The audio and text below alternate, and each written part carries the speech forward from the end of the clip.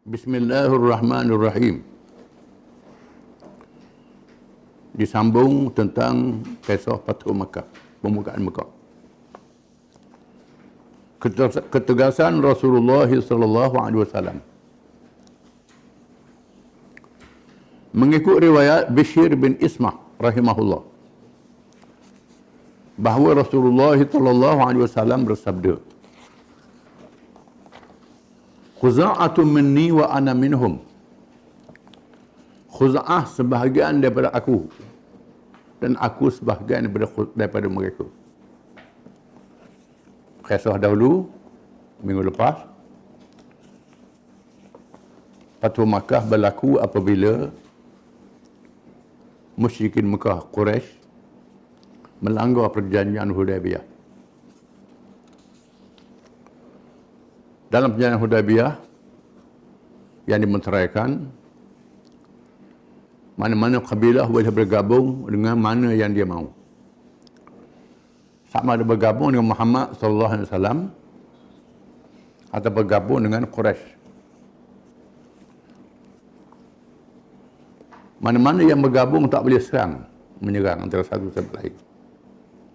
Bukan sahaja pihak yang terlibat dalam perjanjian Hudaybiyah, termasuk yang bernaung tak boleh serang menyerang.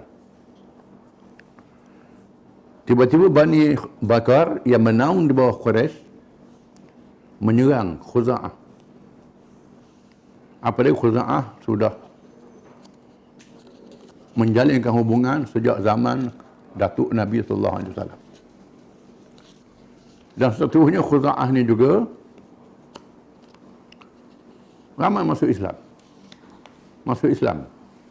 Bukan sahaja bernaung, bahkan masuk Islam.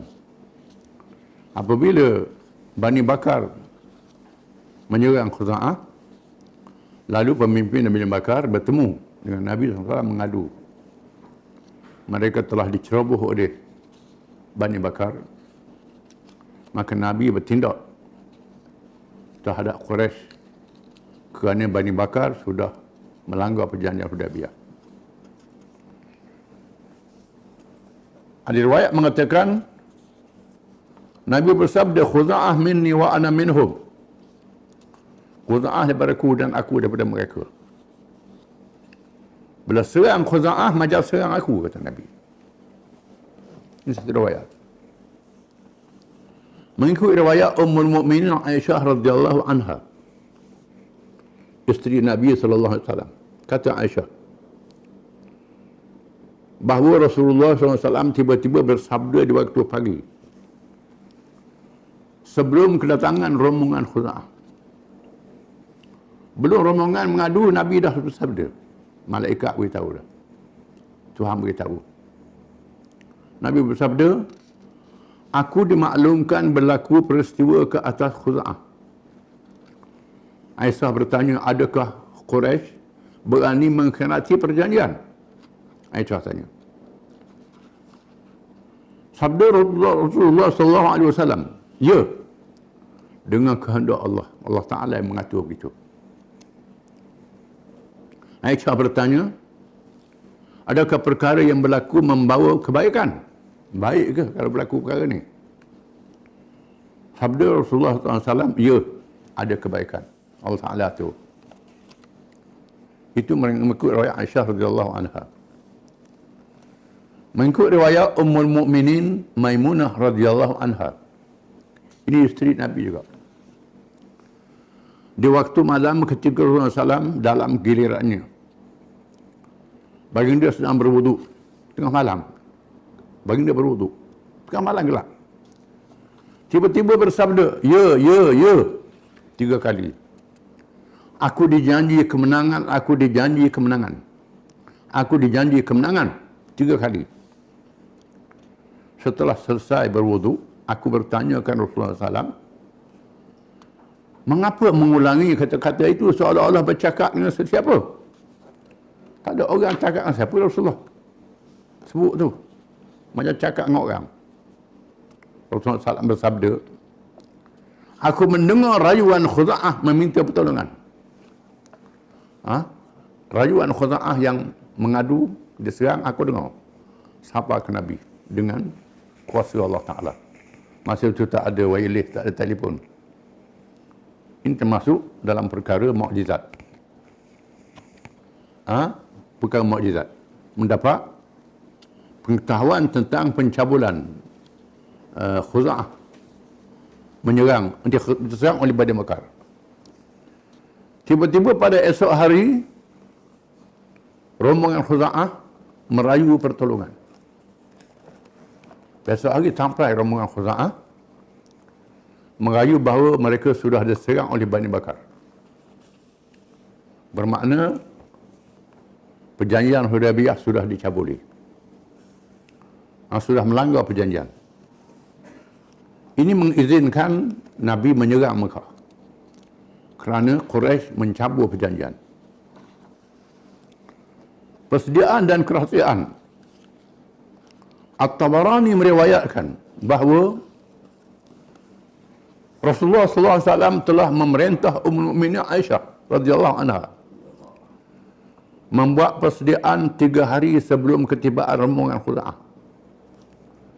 3 hari belum rombongan Khuza'ah sampai, Nabi SAW Aisyah bersiap nak keluar jauh.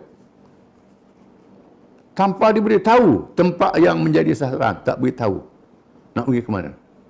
Ini rahsia peperangan, strategi peperangan. Seorang pun tidak mengetahuinya. Tak siapa tahu. Apabila Abu Bakar radhiyallahu anhu datang mengunjung dan melihat persediaan itu, ia bertanyakan anak Aisyah, persediaan untuk apa dan ke mana? Nampak bersiap ni nak Rasulullah nak pergi ke mana? Tak ada arahan. Aisyah menjawab, demi Allah, tidak tahu, tak tahu. Ini strategi peperangan. Tak diberitahu ke mana nak pergi. Tiba-tiba 3 hari selepas itu datang rombongan Khuza'ah. Merayu pertolongan. Datang pula Abu Sufyan. Rombongan Khuza'ah tiba, merayu bahawa mereka sudah diserang oleh Bani Bakar yang bernaung di bawah Quraisy.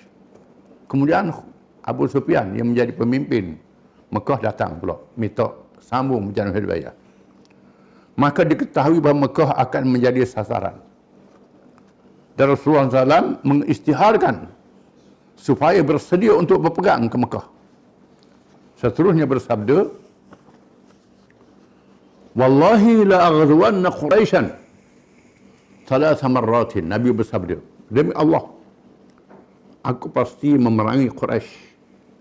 Diulang 3 kali. Kemudian baginda bersabda, berdoa kepada Allah. Nabi berdoa, Allahumma khudhil uyun wal akhbar an Quraisy hatta nubghitaha fi biladiha. Ya Allah Tuhanku, tutupkanlah penglihatan dan berita ke atas Quraisy sehingga kami mengejutkan mereka di negeri mereka. Nabi mengancam untuk melancarkan serangan mengejut.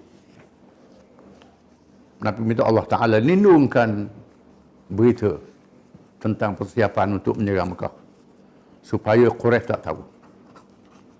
Seterusnya diikuti langkah menyembunyikan dengan mengatur taktik dan strategi peperangan, iaitu mengarahkan satu pasukan yang dipimpin oleh Qatadah bin Rubai dengan beberapa orang anggota di awal Ramadan, bulan Ramadan, supaya menuju ke lembah Azam yang terletak di antara Zi Khashab dan Zi Marwah beberapa kilometer dari Madinah.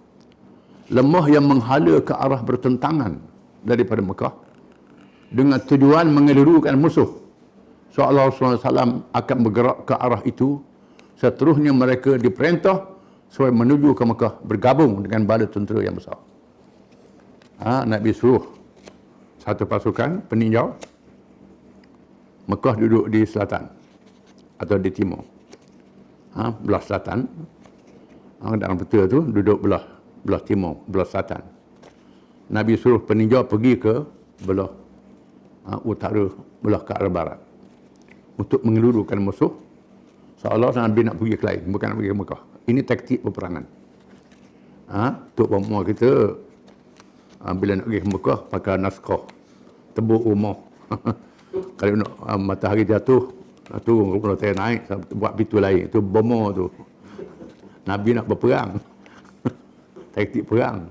Kita panggil naskah, orang tua panggil. Naskah Nabi ni taktik peperangan. Bukan kerana siap amaja. Itu kena faham. Itu salah tu. Nabi buat itu untuk taktik peperangan. Taktik kerahsiaan dan merancang adalah perkara penting yang dilakukan oleh Rasulullah SAW, bukan semata-mata berdoa dan bertawakal kepada Allah. Menandakan ikhtiar itu ada. Taktik ada, walaupun Nabi mendapat pertolongan daripada Allah. Tapi mesti ada ikhtiar. Merupakan kewajipan yang perlu dilakukan oleh manusia yang dikurniakan akal dan kebijaksanaan anugerah Allah Subhanahu wa taala. Allah berfirman, "Laqad kana lakum fi Rasulillahi uswatun hasanah liman kana yarjullaha wal yawmal akhir wa dzakara Allaha katsira." Surah Al-Ahzab ayat 21. Sesungguhnya Rasulullah SAW adalah ikutan yang terbaik kepada sesiapa yang mengharapkan Allah dan hari akhirat. Di mana banyak cerita-cerita Rasulullah ni dipelajari di akademi-akademi tentera barat. Orang barat mengambil cerita-cerita Nabi untuk ilmu peperangan. Tapi kita orang Islam belajar dengan barat. Barat ambil dengan kita. Itu jadi terbalik. Jadi banyak.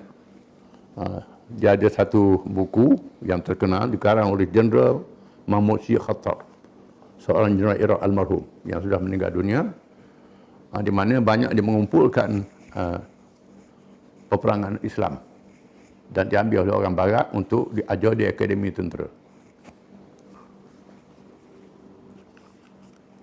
Seterusnya kesilapan orang yang baik. Tiba-tiba berlaku kebocoran rahsia. Berlaku rahsia bocor. Ini satu peristiwa Allah ajar kita. Di mana Rasulullah SAW diberi maklumat dari langit oleh malaikat bahawa seorang wanita membawa sepucuk surat bagi memaklumkan persediaan Rasulullah SAW itu kepada pemimpin Mekah. Malaikat beritahu ada seorang perempuan bawa surat. Beritahu Nabi. Apa kandungan surat tak beritahu. Wanita itu sedang ditugas, sedang berada di satu kebun yang bernama Khakh. Wanita itu ada di Khakh, satu kebun, satu kawasan kebun. Ali dan Al-Miqdad ditugaskan memburu wanita itu dan merampas surat yang dibawa. Nabi menugaskan Ali dan Al-Miqdad radhiyallahu anhuma supaya pergi ke kebun itu. Dia sana ada seorang perempuan, disiapkan pegang-pegang. Dia bawa surat perempuan ni. Mereka berdua dapat menemuinya, tetapi dia tidak mengaku membawa surat. Temu dengan perempuan tu, tanya ada surat, dia tak mengaku. Setelah diancam untuk membuka pakaian, lalu surat itu diserah. Lalu Ali dengan Miqdad ancam. Kalau tak serah surat, kami akan lawah pakaian. Perempuan bersuruh menunjukkan bahawa dalam kes penyiasatan boleh buat. Ini polis lah pula ni. Ilmu kepolisan, ilmu ketenteraan. Kerana kita nak dapat rahsia, boleh. Paksa. Ini ada dalam hadis. Nabi izinkan. Ali yang Miqdad kata, kalau tak tunduk surat, kami akan lawah pakaian. Nabi mesti benar. Nabi tak bohong. Kata Sayyidina Ali, Nabi benar. Ini kamu yang bohong. Wanita itu ialah seorang penyanyi di Mekah. Dia datang ke Madinah dan masuk Islam. Dia meminta makanan dan bantuan dari Rasulullah SAW. Rasulullah bersabda, "Maka nafi ghina'ika ma yughnik." Nyanyianmu itu tidak dapat membantumu untuk keperluan hidup, Nabi kata. Dia seorang penyanyi. Dia tak cukup duit, datang ke Madinah minta bantuan dengan Nabi. Nabi kata, rezeki nyanyian itu tak cukup untukmu. Dia memberitahu bahawa selepas peperangan Badar, nyanyian dihentikan. Lepas perang Badar, naik kelak tutup di Mekah. Jadi tak ada hasil dia. Rasulullah SAW menunaikan permintaan, tetapi Hatib kemudian Nabi beri bantuan ke dia, tetapi Hatib mengupahnya dengan 10 dinar. Hatib bin Abi Balta'ah seorang sahabat beri upah pada perempuan ni dan kain pakaian dan memintanya menyimpan rahsia. Nabi surat daripada Hatib. Hatib ni seorang sahabat, tulis surat membacakan rahsia. Apabila tiba di Mekah, dia murtad. Duit dan kain dapat mengubah fikirannya. Seterusnya menyanyikan lagu yang mencela Rasulullah SAW. Ibn Qayyim menegaskan dalam kitabnya Zadul Ma'ad, peristiwa ini menjadi dalil membolehkan tindakan begitu dilakukan ke atas orang yang disakiti menjadi pengintip kerana menjaga keselamatan Islam, umat Islam dan negaranya lebih penting, maka tindakan begitu hendaklah diambil.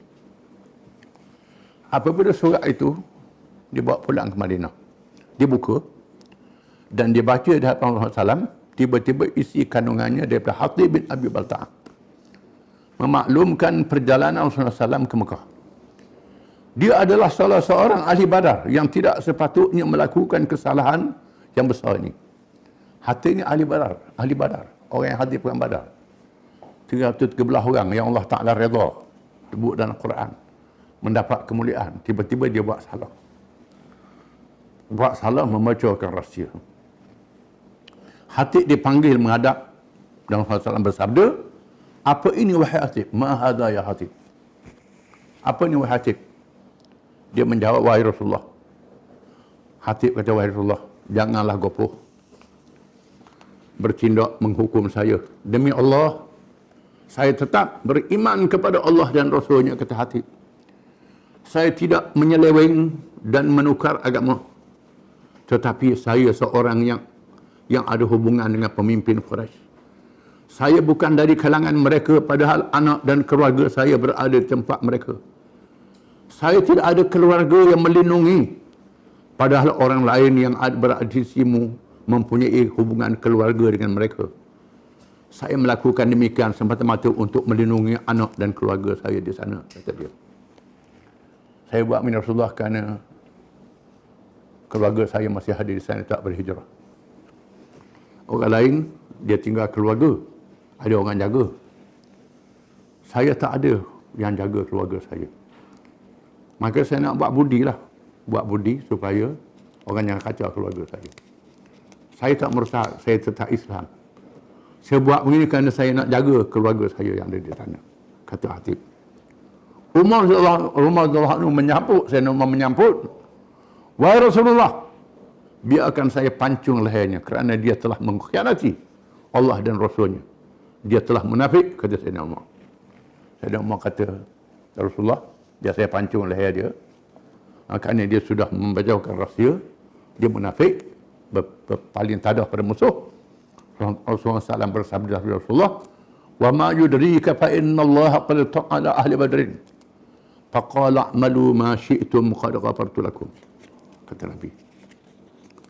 Maknanya kamu tidak tahu bahawa Allah telah melihat secara istimewa kepada ahli Badar, mereka yang menyertai perang Badar. Maka Allah berfirman, wahai ahli Badar, buatlah apa yang kamu mahu, sesungguhnya aku telah mengampunkan dosa kepadamu. Ahli Badar dapat semsah. Allah Ta'ala mengampunkan dosa ahli Badar, kita tak dihukum. Ini firman Allah Ta'ala kepada ahli Badar, wahai ahli Badar, kalau kamu buat dosa pun aku ampun dosa kamu. Oleh kerana Hatib ni ahli Badar, aku tak boleh bertindak. Kerana dia mendapat perlindungan Allah, immunity. Allah Ta'ala yang buat keputusan. Aku tak boleh, kata Nabi. Allah kata begitu. Umar menjawab dengan linangan air mata. Siapa menangis? Geram. Siapa menangis? Air mata. Dan berkata, Allah dan Rasulnya lebih mengetahui. Kata Sayyidina Umar. Saya tak tahu nak buat apalah. Peristiwa ini menunjukkan bahawa kesalahan mengintip boleh dijatuhkan hukuman bunuh. Hadis menunjukkan bahawa orang yang buat salah jadi spy boleh dibunuh. Boleh dibunuh. Spy ini boleh bunuh. Hukum Islam boleh bunuh spy. Hadis menunjukkan begitu. Tetapi kerana Hatib bin Abi Balta'ah seorang ahli Badar, maka dia dimaafkan secara nas daripada Allah. Nabi tak bunuh kerana dia ahli badar. Kalau dia tak ahli badar, memang kena bunuh dah. Jadi hukumnya, ini ada hukum dalam peristiwa ini, bahawa mengikut hukum Islam, seorang yang khianat pada negara, yang membocor rahsia negara, boleh jatuhkan hukuman bunuh. Para ulama tafsir menyatakan bahawa peristiwa ini menjadi sebab turunnya firman Allah Ta'ala dalam ayat yang panjang, iaitu firman Allah Ta'ala, Ya ayyuhalladzina amanu la tattakhidhu aduwwi wa aduwwakum awliya tulquna ilaihim bil mawaddah wa qad kafaru bima ja'akum minal haqq yukhrijuna ar-rasula wa iyyakum an tu'minu billahi rabbikum in kuntum kharajtum jihadan fi sabili wa ibtigha'a mardati tusirruna ilaihim bil mawaddah wa ana a'lamu bima akhfaytum wa ma a'lantum wa man yaf'alhu minkum faqad dhalla sawa'as sabil in yaskhafukum yakunu lakum a'da wa yabsutu ilaikum aydiyahum wa alsinatahum bisu' wa waddu law takfurun dan tanfa'akum arhamukum wala auladukum yaumal qiyamati yafsilu bainakum wallahu bima ta'maluna basir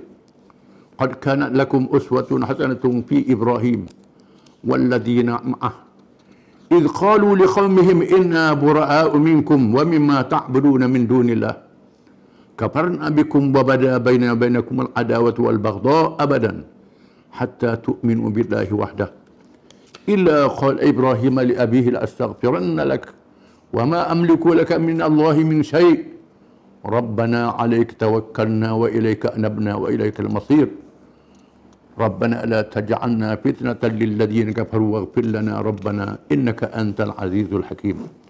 Surah Al-Mumtahanah ayat 1 hingga 5. Sebab turun ayat ini ialah kerana peristiwa Hatib bin Abi Balta'ah. Maksudnya, wahai orang-orang yang beriman, janganlah kamu mengambil seteruku dan seteru kamu menjadi teman rapat dengan cara kamu sampaikan kepada mereka berita-berita rahsia orang-orang mukmin dengan sebab hubungan baik dan kasih mesra yang ada di antara kamu dengan mereka. Sedang mereka kufur, ingkar terhadap kebenaran Islam yang sampai kepada kamu. Mereka pula telah mengeluarkan Rasulullah SAW dan juga mengeluarkan kamu dari tanah suci Mekah disebabkan kamu beriman kepada Allah Tuhan kamu. Janganlah kamu berbuat demikian jika sebenarnya kamu keluar untuk berjihad pada jalanku dan untuk mencari keredaanku. Tidaklah ada sebarang faedahnya kamu mengadakan hubungan kasih mesra dengan mereka secara rahsia, sedangkan aku amat mengetahui akan apa yang kamu rahsiakan dan apa yang kamu zahirkan. Ingatlah, sesiapa yang melakukan perkara yang demikian, maka sesungguhnya telah sesatlah ia dari jalan yang betul. Jika sekiranya mereka dapat menguasai kamu, nescaya mereka akan menjadi musuh yang membahayakan kamu dan mereka akan membebaskan tangan mereka dan lidah mereka terhadap kamu dengan kejahatan. Serta mereka suka kalau kamu juga menjadi kafir seperti mereka.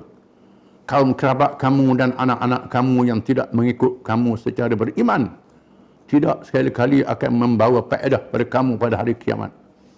Allah akan memisahkan kamu semua pada hari itu. Dan ingatlah, segala yang kamu kerjakan Allah amat melihat.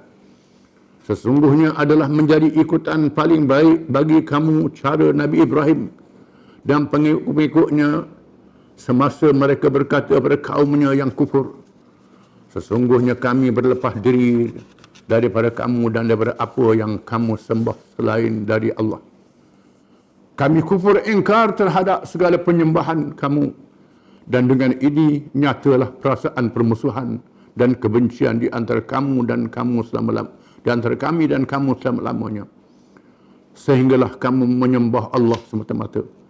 Tetapi janganlah dicontohi perkataan Ibrahim perbapanya, aku beristighfar kepada Tuhan untuk mengampunkan dosamu dan aku tidak berhak menahan seksa dari Allah sedikit jua pun daripada menimpamu. Berdoalah wahai orang-orang yang beriman sebagaimana Nabi Ibrahim Dan pengikut-pengikutnya berdoa ketika mereka memusuhi kaumnya yang kafir dengan berkata, wahai Tuhan kami, kepada Engkau lah sahaja kami berserah diri dan kepada Engkau lah kami kembali bertaubat serta kepada Engkau jualah tempat kembali. Wahai Tuhan kami, janganlah Engkau jadikan kami tergoda sehingga menyeleweng kerana tindakan orang yang kafir, dan ampunkanlah dosa kami, wahai Tuhan kami. Sesungguhnya Engkau lah sahaja yang maha berkuasa lagi maha bijaksana. Ayat ini menjadi dalil sejauh mana hubungan kita dengan orang bukan Islam. Boleh hubung, tapi ada batas. Jangan merugikan Islam. Kita mesti berpihak pada orang Islam. Ayat ini menegaskan makna itu. Ya, Khatib yang biar berta'ah kerana nak jaga hubungan keluarga, membocorkan rahsia. Ini silap. Dalam politik hari ini, politik antarabangsa, normalisasi yang dilakukan oleh orang Arab mengadakan hubungan biasa dengan Israel dalam keadaan orang Arab membunuh orang Palestin. Yahudi bunuh orang Palestin. Tiba-tiba nak dinormalisasikan. Lupa terhadap permusuhan mereka terhadap Islam. Betul dalam politik negara kita hari ini, dengan DAP lah yang kita sebut. Yang nyata dia bermusuh dengan Islam. Jadi bila nyata dia bermusuh dengan Islam, kita kena utamakan orang Islam. Utamakan orang Islam. Kena tolak mereka yang nyata bermusuh dengan Islam ini. Dan mereka yang bersekongkol dengan musuh-musuh ini sangat salah di sisi agama Islam. Tak boleh sekali kali. Kita kena utama orang Islam. Walaupun kita berkelahi, kita apa sama Islam ni, kita utamakan orang Islam juga. Ini ayat ni menjadi satu dalil yang sangat penting kita kena sedar. Mengapa seorang yang bertaraf ahli Badar boleh melakukan kesalahan bahkan dosa besar seperti ini? Menandakan mereka tidak maksum terpelihara daripada dosa. Walaupun ada iman di dalam hatinya dengan pengakuan dari Allah dan Rasul SAW. Bermakna juga dia tidak munafik. Tetapi kelemahan manusia berlaku pada dirinya. Maka berlaku ketelanjuran sehingga perasaan terlalu kasihkan keluarga mengatasi keselamatan Islam yang tercinta. Oleh kerana iman masih ada, maka dia berhak mendapat keampunan Allah. Ini menunjukkan betapa besarnya peranan iman yang ada dalam hati seseorang Muslim. Maka iman hendaklah dipelihara. Iman bersama dengan amalan yang terbaik, iaitu penyertaan dalam peperangan Badar menyelamatkan Khatib bin Abi Balta'ah. Tanpa iman yang sah, semua amalan yang soleh dibatalkan di sisi Allah. Ini salah mereka mengatakan daripada orang Islam yang jahat baik, orang kafir yang baik. Itu salah. Salah. Ada orang Islam yang jahat, orang kafir yang baik. Kita kena baik orang kafir yang baik. Tolak orang Islam yang jahat. Itu tidak boleh. Tak boleh. Kerana iman sangat penting dalam Islam. Selagi orang tu ada iman dalam diri dia, walaupun dia jahat, dia tak semayang, dia curi, dia merampok, dia menyamun, dia rasuah, dia buat zalim. Kalau iman tu ada, dia tetap masuk surga pada akhirnya. Tetapi orang kafir, iman dia tak ada. Dia baik, bukan main, tolongnya baik. Batu masjid pula, orang kafir, dia batu masjid. Tolong orang Islam, tolong. Allah Ta'ala tak terima amalan dia, masuk neraka akhirnya. Jadi sebaik-baik orang kafir, kalau tak ada iman, kesudahan masuk neraka juga. Sejak jahat orang Islam, walaupun dia jahat, masuk neraka sekalipun, akhirnya Allah Ta'ala pun masuk syurga juga akhirnya. Ini kena faham. Ini satu titik sempadan yang sangat penting yang kita kena, sedar kita kena faham. Wallahu a'lam.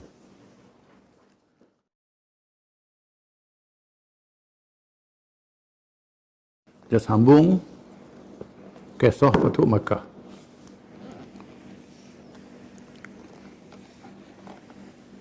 Bismillahirrahmanirrahim.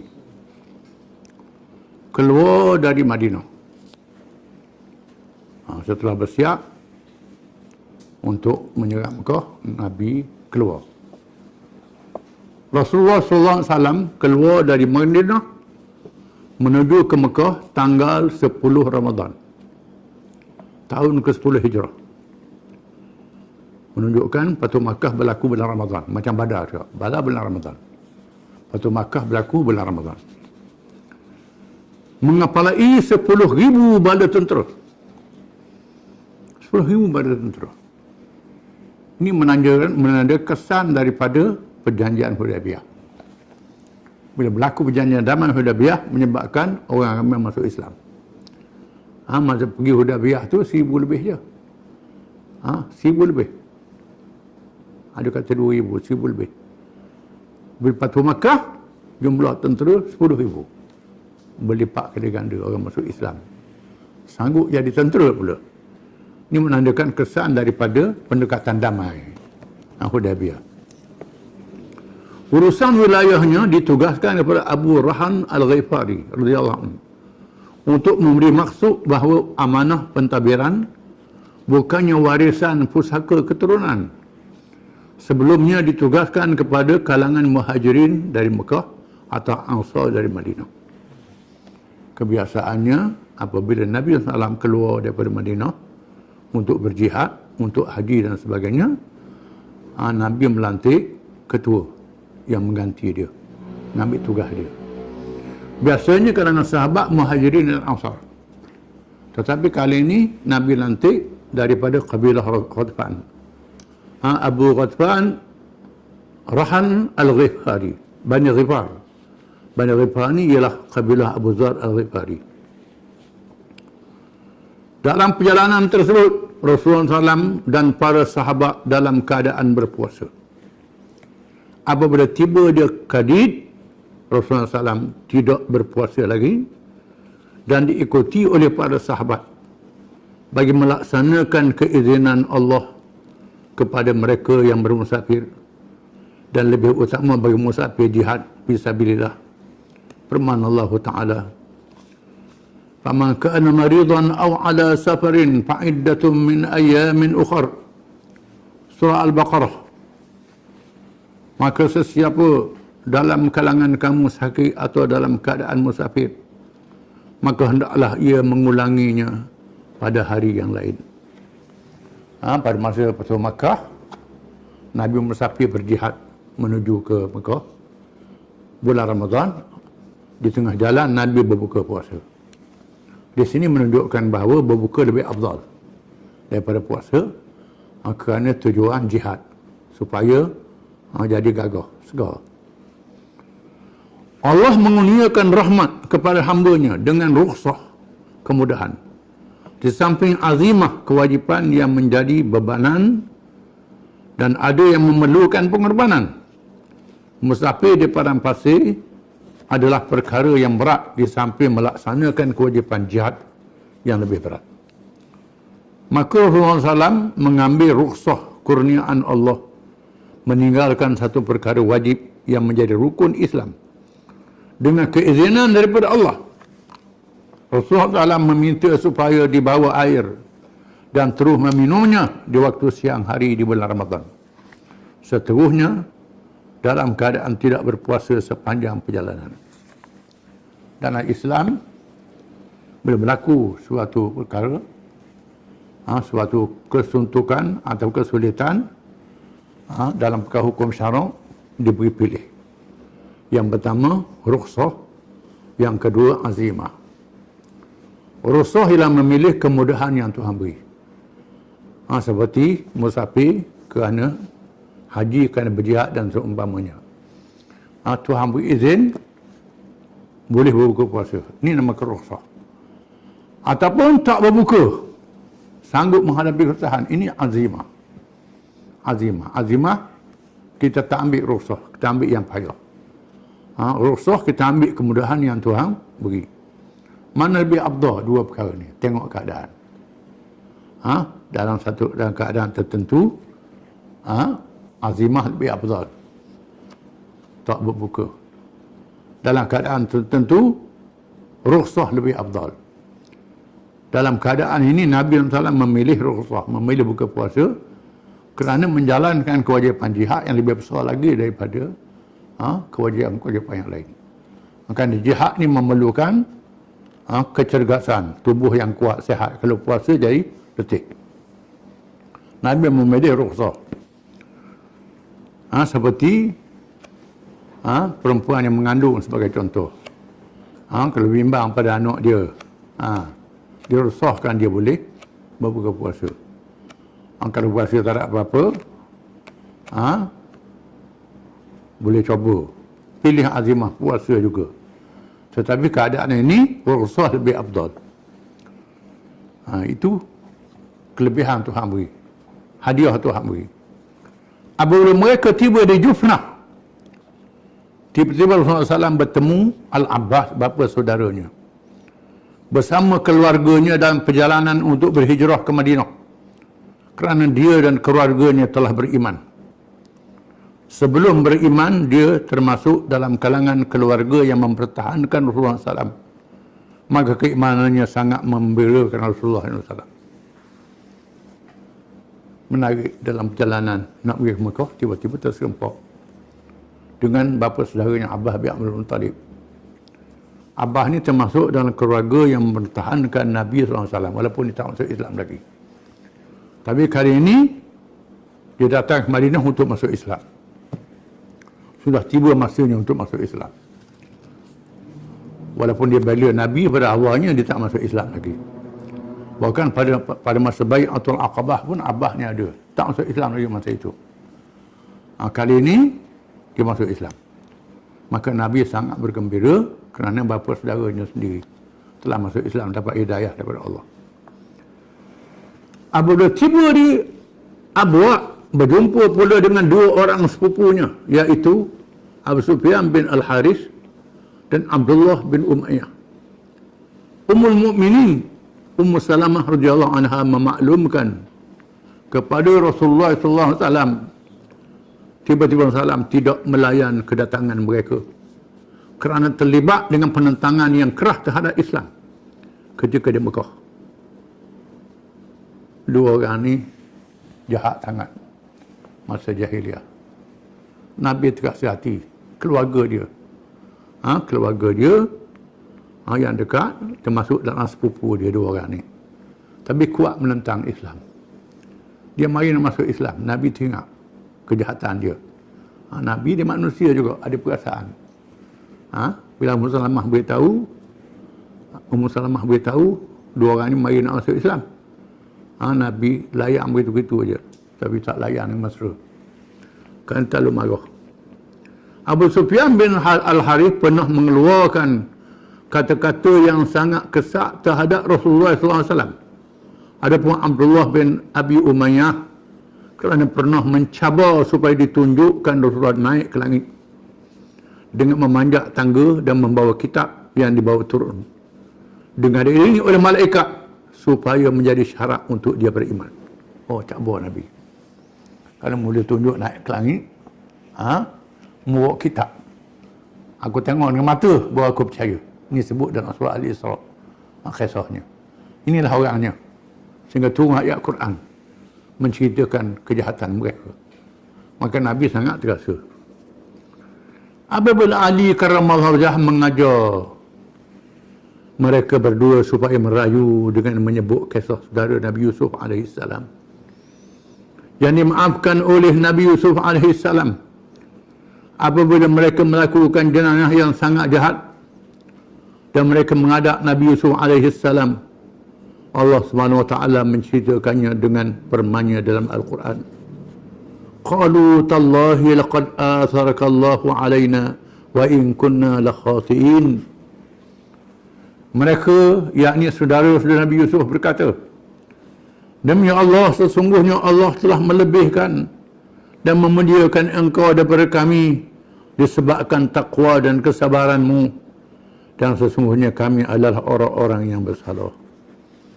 Adik-adik Nabi Yusuf dan kisah surah Yusuf, buat Nabi Yusuf dalam telaga. Mudah tak mati Allah Ta'ala nak panjangkan cerita Nabi Yusuf diselamatkan. Dibuat dalam telaga kerana dengki, kerana hasad, kerana melihat ayah Nabi Yaqub sayang pada Yusuf, dan mereka buat perkataan dan kisah yang semua orang tahu. Buang Nabi Yusuf dalam telaga, kemudian sembelih kambing, sapu darah pada baju Nabi Yusuf, pergi bawa menangis waktu isyak malam supaya ayah tak Ayah nampak balang-balang, nampak darah. Nampak darah. Nabi Yusuf cerdik, Nabi Yaqub cerdik. Tengok baju ada darah, tidak cari baju. Kalau dia makan dari siral, dia cari dah bajunya. Nabi Yusuf.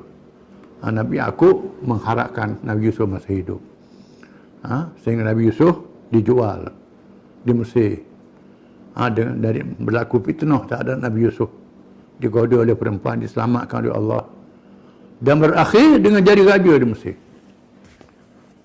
Bila Nabi Yusuf jadi raja, barulah adik-beradik dia yang kesusahan musim kemarau dan kisah yang terkenal datang menghadap Nabi Yusuf. Akhirnya Allah Ta'ala temukan mereka. Allah Ta'ala temukan mereka, adik-beradik Nabi Yusuf mengaku salah.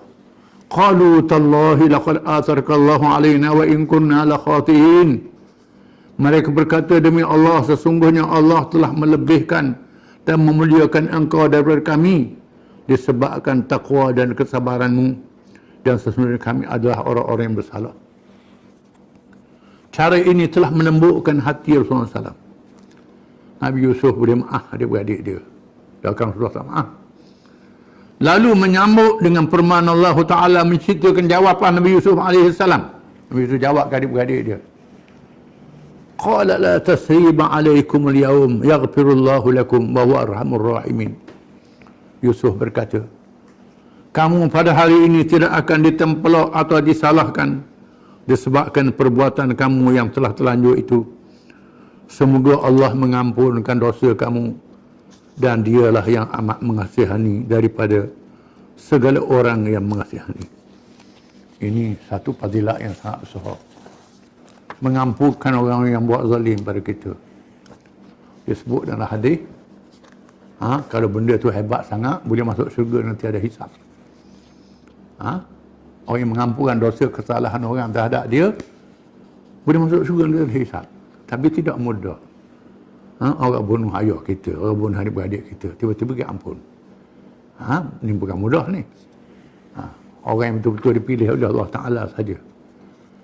Jadi Nabi Yusuf memaafkan saudara-saudara dia. Takkan Rasulullah tak boleh maaf sepupu yang buat salah ini. Begitulah sikap contoh yang ditunjukkan oleh Nabi SAW. Memaaf ketika berkuasa. Sifat kasih sayang mengatasi dendam sesuai dengan tugasnya untuk menyelamatkan manusia daripada syirik, kekufuran kepada tauhid, kepada tauhid dan iman, daripada jahiliyah kepada Islam, daripada akhlak yang buruk kepada akhlak yang mulia, dan budi pekerti yang luhur. Kerana tugas Nabi untuk menyelamatkan manusia, bukan untuk hukum orang. Jadi Nabi menunjukkan contoh yang baik. Kalau kita kena hentam lebih orang buat sedepa, balas dua depa. Biasanya begitulah. Geram. Jadi tak boleh geram-geram ini. Yang lebih afdal ialah kita memaafkan. Allah Ta'ala berfirman memuji Nabi SAW. Laqad ja'akum rasulun min anfusikum azizun alaihi ma'anitum harisun alaikum bil mu'minina ra'ufur rahim.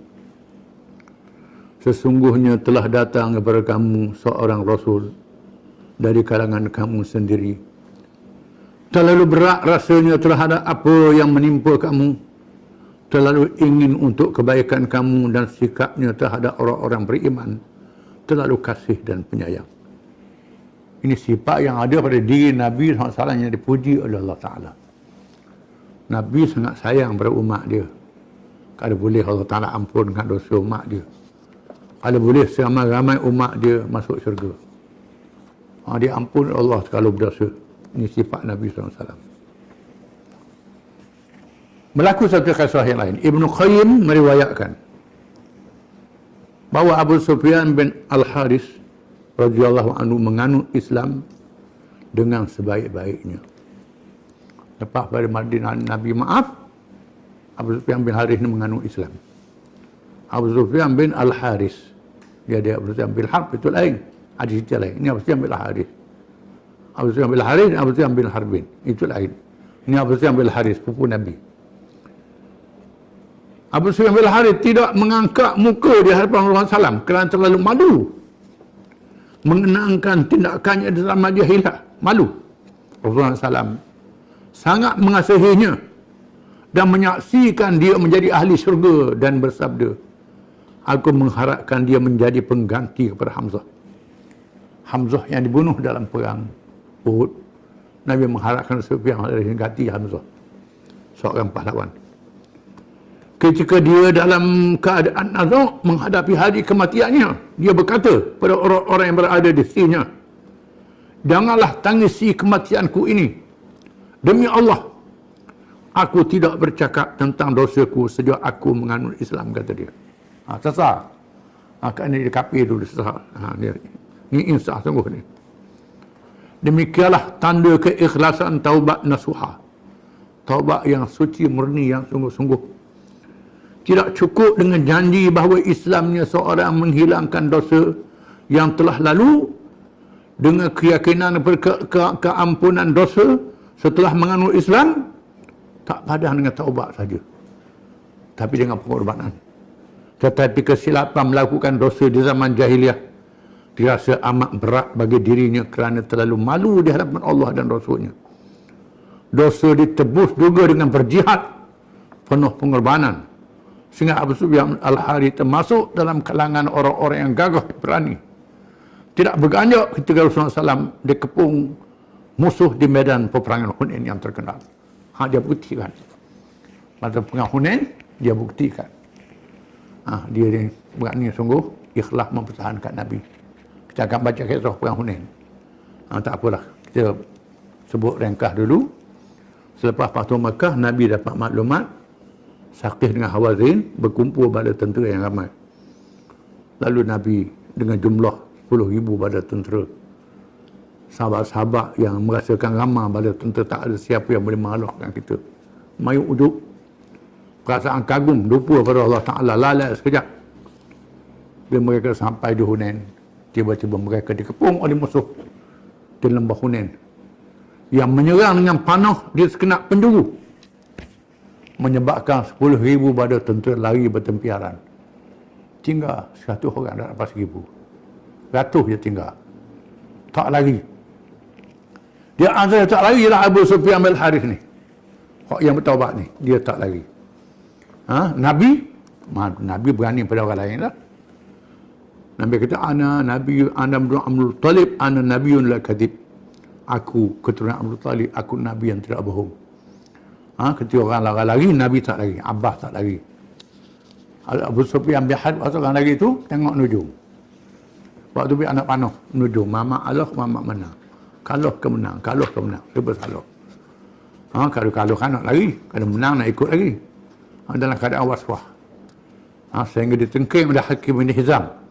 Yang masih kapil lah, Hakim bin Hizam kata, aku lebih rela Quraisy menang daripada Hawazin menang. Ini semangat kemangsaan Quraisy. Tak masuk Islam lagi. Itu lain pula. Abu Sufyan ni serba salah. Sufyan bin Harb. Sufyan Al-Harith ni tidak berganjak dengan hati yang ikhlas. Buktikan kesungguhan dia. Menunggu akibat. Rasulullah SAW. Doa Rasulullah SAW diberkenankan oleh Allah apabila pergerakan tentera Islam tidak dapat dikesan oleh musuh. Walaupun jumlahnya terlalu besar, dia anggarkan 10,000 anggota. 10,000 anggota. Ada yang meriwayatkan jumlahnya 12,000. Musuh tak sedar kedatangan mereka. Dia sembunyi oleh Allah Ta'ala. Jumlah 10,000, kata riwayat 12,000. Jumlah yang besar, musuh tak sedar sampai di Mekah waktu malam. Musuh menyedari dan merasai dengan rasa takut dan gelisah akibat mencabuli perjanjian Hudaybiyah. Mereka pasti dihukum dengan keras. Ada kalangan mereka yang bersikap terus menerima Islam. Ada yang lemah semangat menentang kerana rasa sangat bersalah. Dan ada pula yang degil sekerah-kerahnya. Kesimpulannya kufar Mekah sudah hilang kekuatannya sehingga ke akar umbi. Mereka dalam keadaan takut tapi tak sedar. Nabi datang dengan 10,000 pada tentera. Pemimpin pertama musyrikin Abu Sufyan bin Harb. Abu Sufyan ialah pemimpin Mekah yang paling besar. Ganti Abu Jahal. Ambil Abu Jahal dibunuh dalam perang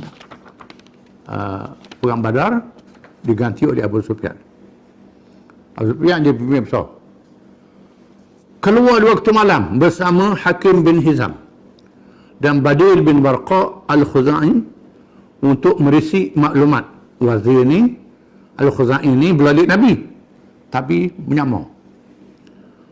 Dia daripada Khuza'ah, dia menyamar. Pengintip balik ni, dia sama Abu Sufyan. Abu Sufyan percaya, ikut Abu Sufyan. Adapun Badil bin Warqa merupakan salah seorang yang memaklumkan Rasulullah SAW telah mengkhianati Quraisy terhadap Khuza'ah. Dia melaporkan Khuza'ah khianat. Sudah tentu dia tidak menyebelahi Abu Sufyan. Dia beladik Nabi, tapi dia duduk dalam pasukan musuh. Dalam masa yang sama, Al-Abbas radhiyallahu anhu, bapa saudara Rasulullah SAW, yang telah menganut Islam, keluar mengintip untuk menghubungi sesiapa yang dapat menghubungi pemimpin Mekah supaya menyerah dan memohon keamanan agar tidak berlaku peperangan yang memusnahkan mereka seluruhnya. Abbas juga merisi, Abu Sufyan merisi. Abbas yang perisi Nabi, Abu Sufyan perisi Quraisy. Sama-sama keluar malam. Tiba-tiba Abbas yang menunggang bagal kenderaan Rasulullah SAW mendengar suara Abu Sufyan dalam kegelapan malam, kerana dia mengenalinya, dengar suara hari-hari, kenal suara Abu Sufyan. Abu Sufyan berkata kepada rakan-rakannya, boleh melihat api yang banyak dari tempat bala tentera Islam. Nabi suruh pasang api keliling Mekah, pasang. Sudah tahu tengok api menerang keliling. Bawa Sufyan sudah, Mekah sudah dikepung. Abu Sufyan kata, aku tidak pernah melihat api yang banyak seperti ini dan himpunan tentera selama ini, kata Abu Sufyan. Tentera mana ramai sangat ni? Badil menyampuk. Agaknya bala tentera Khuza'ah yang menyalakannya. Badil menyampuk. Badil dah oyak tentera Nabi, tentera Khuza'ah makali. Kerana mengkhianat pada Khuza'ah. Abu Sufyan menjawab, Khuza'ah tidak seramai itu. Khuza'ah tak ramai. Ni ramai ni. Khuza'ah tak siapa tangga ni. Abbas mengenali suara Abu Sufyan, terus memanggil namanya Abu Hanzalah, gelaran Abu Sufyan. Abbas panggil dia Abu Hanzalah. Abu Hanzalah ni gelaran Abu Sufyan. Abu Sufyan terus menyahut, dia dengar suara Abbas. Abul Fadl, gelaran pada Abbas. Abbas menjawab, ya. Abu Sufyan berkata, apa yang berlaku? Abbas menjawab, apakah engkau tidak sedar, wahai Abu Sufyan? Itulah dia Rasulullah bersama tenteranya. Akan tiba pagi yang buruk bagi kaum Quraisy. Demi Allah, kata Abbas. Abu Sufyan merayu nasihat. Apakah yang patut dilakukan? Nak buat apa ni? Ramah ni nak buat macam mana? Abbas menjawab, demi Allah, kalau mereka dapat menawanmu, nescaya lehermu dipancung. Kata Abbas, kalau jumpa lah dengan mu, dah tentu kena pancung dah. Lekas naik, membonceng di belakang keledai ini. Aku membawa menghadap Rasulullah untuk memohon keamanan daripadanya. Naik, aku bawa mu ke Rasulullah. Aku lindungmu. Naik ke belakang. Di antara kebanggaan orang Quraisy, orang Arab, ialah memberi perlindungan. Musuh yang kacau. Bila musuh tak kacau, dia beri perlindungan, dia hebatlah. Itu di antara adat orang Arab. Mu naik atas belakang atas keledai aku ni, aku yang dong, jumpa Nabi, aku beri perlindungan padamu. Abu Sufyan terus membonceng di belakang Abbas dengan meninggalkan rakannya. Tinggal saing dah. Nak samak dia takutan. Dua orang dia tinggal. Naik belakang Abbas. Digendong oleh Abbas di atas bagal keledai dia.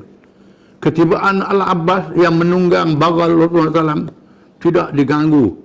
Semua mereka yang dilalui berkata, itu ialah bagal Rasulullah.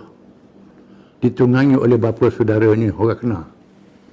Itu bagal Rasulullah. Bagal ni ia kacukan keledai dengan kuda. Bagal Rasulullah besar. Bapa saudara dia naik, Rasulullah di kereta rasmi Rasulullah lah. Naik. Bertemu Umar bin Khattab radhiyallahu anhu yang mengenali Abu Sufyan. Sepok dengan Sayyidina Umar. Sayyidina Umar kenal Abu Sufyan. yang menjadi musuh pertama dari Mekah, menggemparkan keadaan. Bila Umar tengok, gempar selalu. Umar terus berkata, Alhamdulillah, Tuhan yang telah memungkinkan aku berjumpa dengan musuh Allah, Abu Sufyan, tanpa membuat janji, serahkan kepadaku supaya aku dipancung lehernya, kata Sayyidina Umar. Serah, minta Abbas serah. Abbas lebih cepat daripada Umar ke hadapan Rasulullah SAW. Umar pula tiba selepasnya dan terus berkata, wahai Rasulullah, ini dia Abu Sufyan. Allah telah memungkinkan dia berada di sini dengan mudah. Biarkan saya pancung lehernya, kata Sayyidina Umar. Umar lihat Rasulullah ni, ada mari ni. Biar saya pancung leher dia. Ada musuh besar ni, nombor satu ni. Abbas tu berkata, wahai Rasulullah, saya memberi perlindungan kepadanya. Kata Abbas, saya lindungi dia, tak boleh buat apa-apa. Saya melindungi dia. Umar berkata, wahai Abbas, aku lebih suka engkau masuk Islam daripada ayahku Al-Khattab masuk Islam. Kerana aku mengetahui Rasulullah terlalu inginkan engkau masuk Islam daripada ayahku Al-Khattab masuk Islam. Saya nak Umar kata, aku suka masuk Islam daripada ayahku masuk Islam. Pasal apalah membuat begini? Dia cakap ni, Rasulullah SAW bersabda, wahai Abbas, bawa dia ke tempatmu dan bawa dia ke tinggi pagi esok. Bawa ke kemahmu, pagi esok bawa. Bila tiba waktu pagi, Abbas Rasulullah membawa Abu Sufyan menghadap Rasulullah SAW. Rasulullah bersabda, wahai Abu Sufyan, Rasulullah kata Abu Sufyan, wahai Abu Sufyan, adakah belum tiba lagi masa untukmu mengaku dan percaya bahawa aku ini Rasulullah? Mula siapa masa percaya aku ini Rasulullah? Abu Sufyan menjawab, demi Allah, di dalam hatiku masih ada lagi suatu perasaan. Kata Abu Sufyan, ada lagi hati ni tak akhirnya. Abah menengking, berdebah engkau masuk Islam. Jangan tunggu lagi. Mengucaplah bahawa tiada Tuhan yang sebenar melainkan Allah, Muhammad itu Rasulullah, sebelum lehermu dipancung. Kata Abbas. Tiba-tiba Abu Sufyan mengucap dua kalimah syahadah untuk mengaku menjadi seorang Islam. Jekoh masuk Islam. Abbas jekoh. Abu Sufyan masuk Islam. Dalam peristiwa ini terselah berapa perkara yang memberi pengajaran dari segi hukum Islam dan uslub dakwah. Di antaranya ialah amalan istijarah, meminta perlindungan, atau isti'man, meminta keamanan kepada tokoh atau golongan yang lebih kuat yang diamalkan di zaman jahiliah, diteruskan amalannya di zaman Islam dengan cara yang betul. Firman Allah Ta'ala, memberi perlindungan kepada musuh yang minta perlindungan, ini amalan jahiliah zaman dulu. Tapi Allah Ta'ala terima, Allah Ta'ala i'tiraf dengan ayat Quran, wa in ahadu minal musyrikin istajaraka fa'ajirhu hatta yasma'a kalam Allah thumma ablighu ma'manah dzalika bi annahum qaumun la ya'lamun. Jika sekiranya seseorang musyrik meminta kepada mu agar dia beri perlindungan, maka berilah perlindungan kepadanya sehingga dia mendengar kalam Allah, dia ajak menganut Islam, kemudian membantunya ke tempat yang aman. Sebabnya ialah kerana mereka adalah kaum yang tidak berakal. Ayat ini menunjukkan Islam memberi perlindungan kepada pelarian. Lebih dulu daripada piagam jenis ni buat. Lebih dulu daripada undang-undang antarabangsa. Bila ada orang dizalimi daripada sebuah negeri, walaupun dia seorang bukan Islam, datang melindungi tempat kita, kita beri perlindungan pada dia. Tujuannya ajak dia masuk Islam tanpa paksaan. Kalau dia tak mau masuk Islam, tak boleh suruh pada musuh. Kena hantar negeri yang aman, negara ketiga. Ini hukum Quran. Tak boleh kita tahu musuh dia, tak boleh. Mesti beri perlindungan. Perlindungan kepada pelarian adalah ajaran Quran. Bahkan orang Islam juga dibenarkan mencari tempat di negara bukan Islam yang aman. Orang Islam boleh pergi. Kalau negeri kafir, orang Islam ditindas di negeri dia, atau dia duduk negeri kafir yang ditindas, dia pergi negeri kafir yang tidak menindas. Pergi. Kerana Rasulullah SAW mengizinkan para sahabatnya yang lemah supaya berhijrah ke Habasah sebelum wujudnya negara Islam di Madinah. Di antara pengajarannya juga ialah paksaan dilakukan ke atas Abu Sufyan Kerana musyrikin Arab boleh memahami Quran yang diturunkan dalam bahasa mereka sendiri, dan Rasulullah SAW adalah di kalangan mereka. Di sini terdapat kalangan ulama, orang Arab, orang kafir Arab, dia mesti masuk Islam dengan paksa, kerana Quran dalam bahasa dia. Ada ulama kata begitu. Orang bahasa lain tak boleh paksa. Nak masuk sila, tak masuk tak boleh paksa dia. Ada orang Arab, musyrikin Arab mesti bagi pilihan sama ada masuk Islam ataupun diambil tindakan keras. Kerana Quran dalam bahasa dia dan Nabi daripada bangsa dia. Wallahu a'lam. Kita sambung lagi. Apa tu Makkah.